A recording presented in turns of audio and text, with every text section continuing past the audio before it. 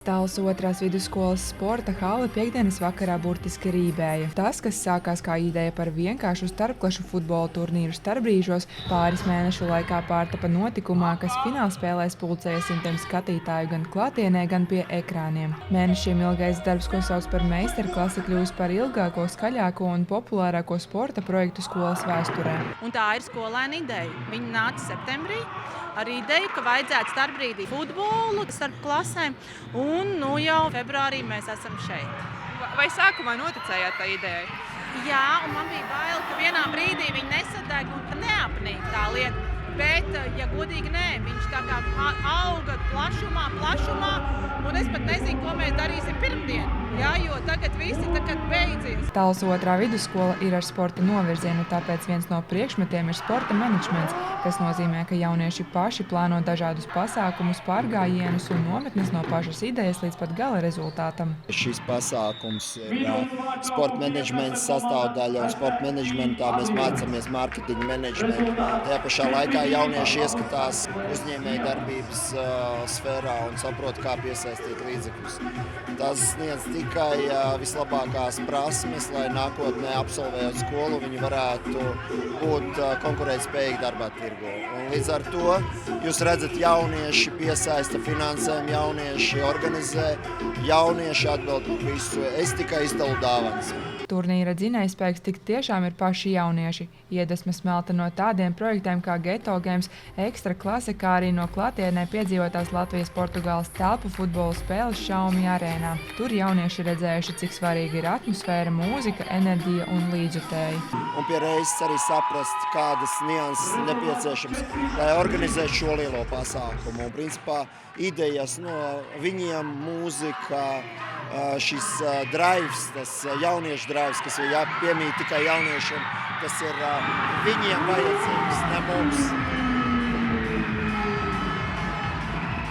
Vairāk nekā vārdi. Jā, tas arī raksturo bērnu gala rezultātu.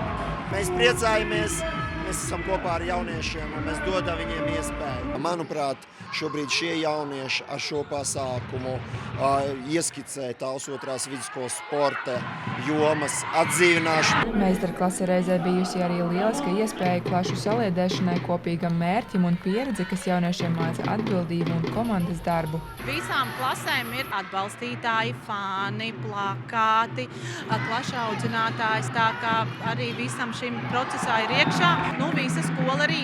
Bet tad, kad starpbrīdī notiek šīs futbola spēles, skolā ir pilnīgs klusums. 5 mēnešu laikā meistarklases turnīrā piedalījās 7 komandas. Pēc izslēgšanas spēlēm mazajā finālā par 3. vietu cīnījās 10. klašu komandas. Viņu savstarpējā cīņa noslēdzās ar pārliecinošu uzvaru 8-0 komandas 0-7 labā. Lielajā finālā tikās 12. klases komanda Tēmturis Team Adrians un 11. klases komanda Saimnieki meklē sievas. Spraigā cīņā uzvaru ar 7-4 izcīnīja 11. klases komanda, bet emocijas pēc spēles uz robežas starp adrenalīnu un neticību. Baigais adrenalīns, ne? Ideāli.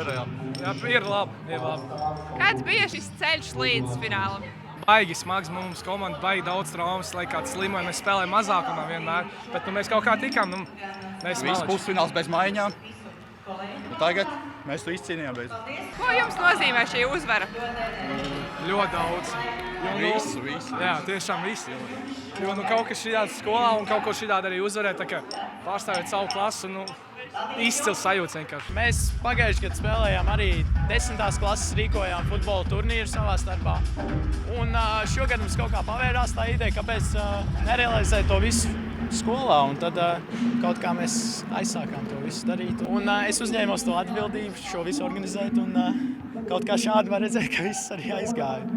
Un ir liels prieks. Uz jautājumu par nākamā gada turnīru atbildes skan pārliecinoši. Iestrādnes jau ir, tāpēc vajadzētu vēl jaudīgāk. Monta Megija Učelniece, Artūrs Reinholds, TV9 Pakalni.